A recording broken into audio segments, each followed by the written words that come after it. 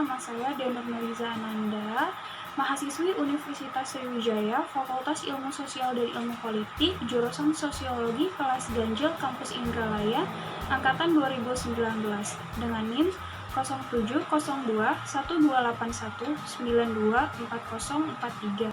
Pada kesempatan kali ini, saya akan membahas mengenai sosiologi gender. Lebih tepatnya akan menjurus kepada gender dan kemiskinan. Pengertian gender. Kata gender dapat diartikan sebagai perbedaan peran, fungsi, status, dan tanggung jawab pada laki-laki maupun perempuan sebagai hasil dari bentukan konstruksi sosial budaya yang tertanam lewat proses sosialisasi dari satu generasi ke generasi berikutnya. Dengan demikian, gender adalah hasil kesepakatan antar manusia yang tidak bersifat kodrati. Kebudayaan yang dimotori oleh budaya patriarki menafsirkan perbedaan biologis, menjadikan indikator kepantasan dalam berperilaku, yang akhirnya berujung pada pembatasan hak, akses, partisipasi, kontrol, dan menikmati manfaat dari sumber daya dan informasi. Akhirnya, tuntutan peran, tugas, kedudukan, dan kewajiban yang pantas dilakukan oleh laki-laki atau perempuan sangat bervariasi dari masyarakat satu ke masyarakat lainnya. Ada sebagian masyarakat yang sangat kaku membatasi peran yang pantas dilakukan baik oleh laki-laki maupun perempuan. Misalnya, tabu bagi seorang laki-laki masuk ke dapur atau menggendong anaknya di depan umum, dan tabu bagi seorang perempuan untuk sering keluar rumah untuk bekerja. Namun demikian, ada juga sebagian masyarakat yang fleksibel dalam memperbolehkan laki-laki dan perempuan melakukan aktivitasnya sehari-hari. Pembahasan selanjutnya adalah kemiskinan. Apa sih pengertian dari kemiskinan?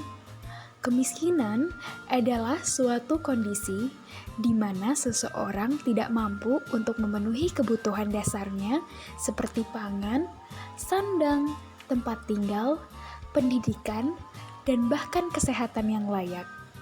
Secara kuantitatif, kemiskinan merupakan suatu keadaan di mana taraf hidup manusia serba kekurangan atau tidak memiliki harta benda.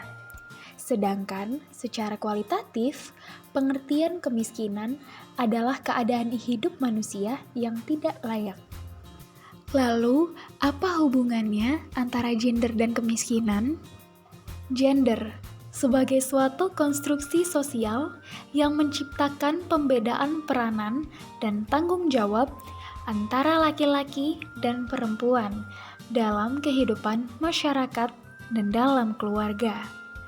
Dipandang sebagai faktor utama penyebab terjadinya ketimpangan yang cenderung merugikan dan memiskinkan perempuan.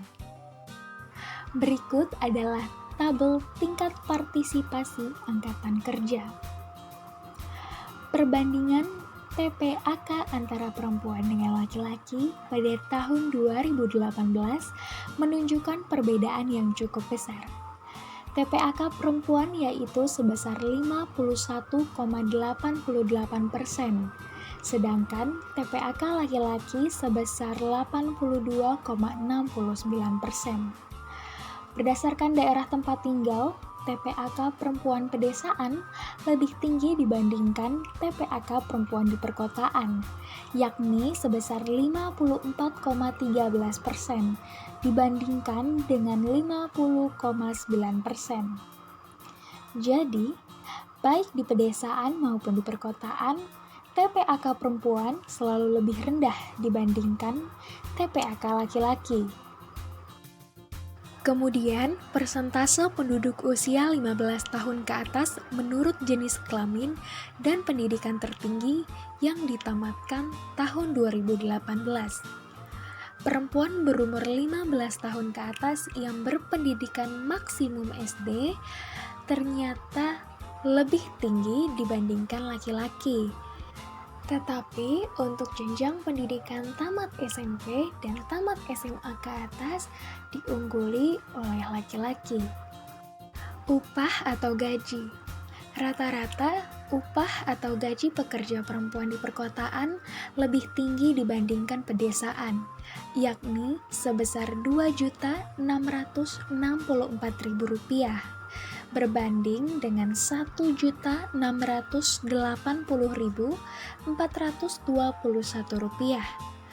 Kemudian, secara umum, rata-rata upah atau gaji pekerja perempuan selalu lebih rendah bila dibandingkan dengan pekerja laki-laki, baik di perkotaan maupun di pedesaan.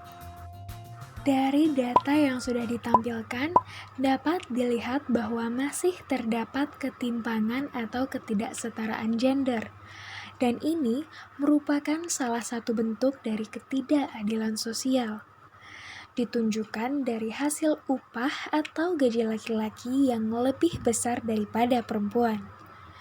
Dikarenakan, seperti yang kita tahu, laki-laki memiliki banyak sekali akses di dunia pekerjaan dibandingkan perempuan yang masih tersekat atau terbatasi dalam dunia pekerjaan.